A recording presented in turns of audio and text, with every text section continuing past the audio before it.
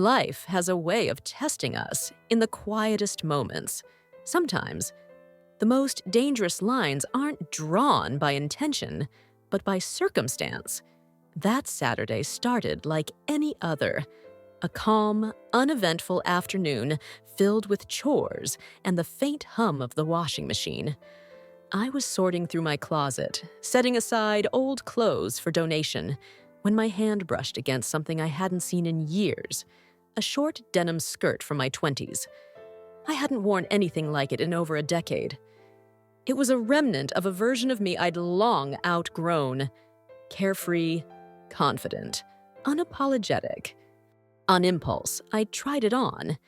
It was tighter than I remembered, hugging me in ways that felt both strange and nostalgic. I laughed quietly at my reflection, amused at how time had changed me. That's when I heard the knock. 3 soft raps that made me freeze. I wasn't expecting anyone. When I opened the door, my nephew Jason stood there. Tall, broad-shouldered, the kind of presence that instantly fills a space. "Auntie," he said with his usual easy smile, "you called about the leaky faucet?" I blinked, remembering I had, weeks ago. He carried a small tool bag, looking every bit the capable young man he'd grown into. "Right," I said quickly, moving aside. "Come in. It's the guest bathroom down the hall." As he passed, I caught a flicker in his eyes. A brief hesitation, like he was trying not to notice something. I brushed it off, convincing myself it was nothing. Jason got to work, sleeves rolled up, hands steady. I tried to distract myself by returning to my closet, but the air in the house felt different, charged, like a conversation we weren't having. At one point, he called out, "Auntie, could you give me a hand?" I stepped into the small bathroom. It was close, almost too close. He crouched near the sink, one arm braced against the counter. "Hold this," he said, pointing to the faucet. Our shoulders brushed as I leaned in. The space was warm, too quiet. I tried to focus on the task, but my heartbeat drowned out everything else. "Got it," he said finally, standing up, wiping his hands on his jeans. He smiled, the same boyish smile, but there was something else behind it. "You know," he said after a pause, "I don't think I've ever seen you wear something like that before." I laughed nervously, tugging at the hem of the skirt. "Oh, this? Just something old I found while cleaning." "It suits you," he said simply, his tone softer than before. I didn't know what to say, so I didn't. The silence stretched, awkward and uncertain. Finally, I excused myself and left the room, trying to steady my thoughts. That night, as I sat on the couch, the image of his expression wouldn't leave me. It wasn't wrong, not yet, but it wasn't innocent either. And for reasons I couldn't explain, it lingered. When my phone buzzed, his name lit up the screen. "Hey, Auntie, can I ask you something?" I hesitated before replying. I had no idea that one message would change the rhythm of both our lives. His message came again before I could even think of a reply. "I keep thinking about today, about you." I froze. It was simple, almost harmless, yet it carried something unspoken beneath the words. I stared at the screen, debating whether to respond. Finally, I typed back. "I was just trying on some old clothes, Jason. Don't overthink it." His answer came quickly. "You looked good. I mean that." A tightness settled in my chest. Was this just awkward admiration? Or something else? I tried to convince myself it was innocent, that maybe I was the one reading too much into it. But that night, I couldn't sleep. The quiet felt heavy, as if his words had followed me into the dark. The next morning, I was still half asleep when another knock came. I opened the door, and there he was again, Jason, standing in the same spot, his hands deep in his pockets.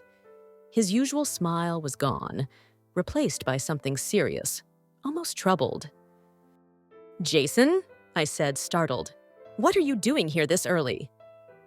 "I was nearby," he replied. But he lived nearly 40 minutes away. Before I could question him further, he stepped inside, eyes searching mine. "I didn't mean to make you uncomfortable last night," he said quietly. "It's fine," I replied, hoping to end the subject.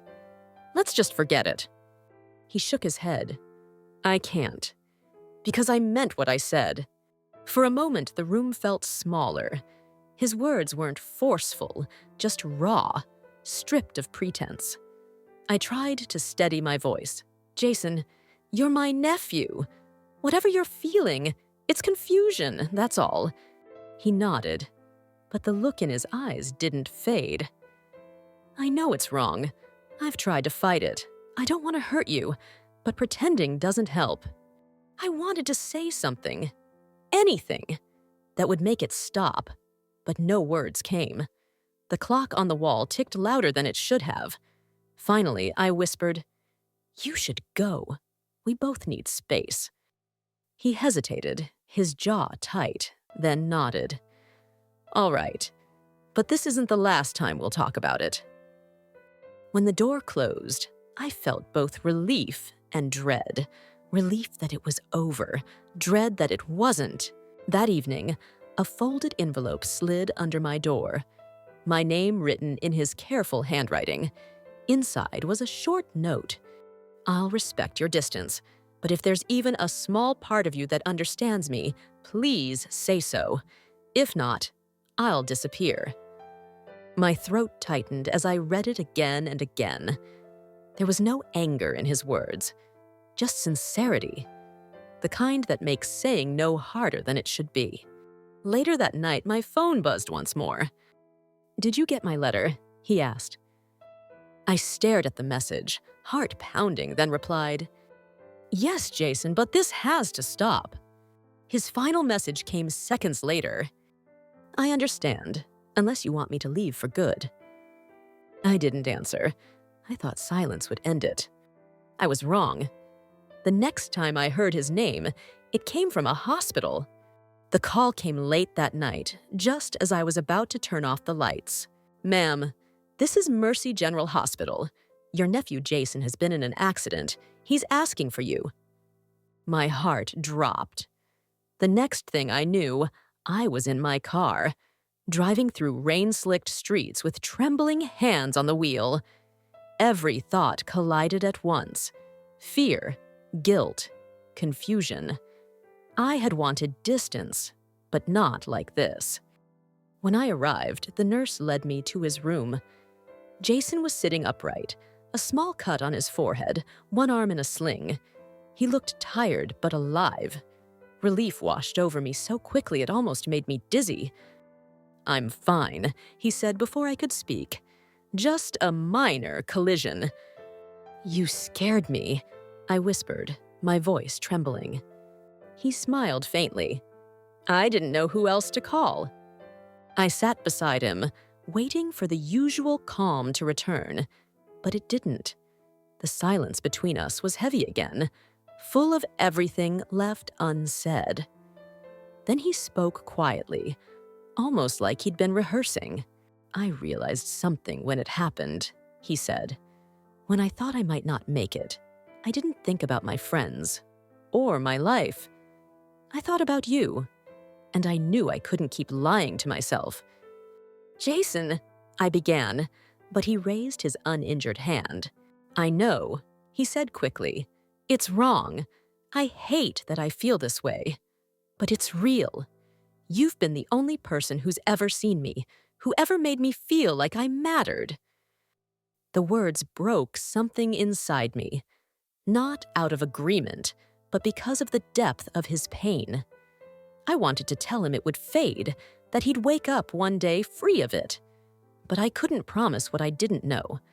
The nurse came in then, telling me visiting hours were over. I stood slowly, brushing his hair back like I used to when he was a child. "Get some rest," I said softly. "We'll talk later." At home, the silence felt different. Not empty, but weighted with memories. That's when I saw the small package on my kitchen table, his handwriting again. Inside was a letter and a small photo album. The letter was short, careful, almost trembling between apology and confession. He wrote that he understood boundaries, but needed me to know how deeply he cared, how grateful he was that I'd always believed in him. The album was filled with family photos, barbecues, holidays, laughter, each page marked with little notes about moments he remembered. By the time I reached the last page, my tears blurred the ink. It wasn't lust. It wasn't rebellion. It was confusion born of loneliness and gratitude twisted together. The next morning, I asked him to come by. We sat across from each other, sunlight cutting through the curtains. I took his hand gently. "Jason, what you feel doesn't make you bad," I said. "It just means you're human. But love isn't meant to cross every line. We protect each other by knowing where to stop." He nodded slowly, eyes glistening. "I don't want to lose you." "You won't," I said. "You just need to find yourself again, outside of me." Months have passed since that day. Jason began therapy, found peace in distance, and I found clarity in silence. We talk now, not as two people bound by confusion, but as family again, whole, healed, and wiser. And sometimes, when I think back to that week, I realize life doesn't test us with temptations we desire most, but with those that reveal who we truly are when no one's watching.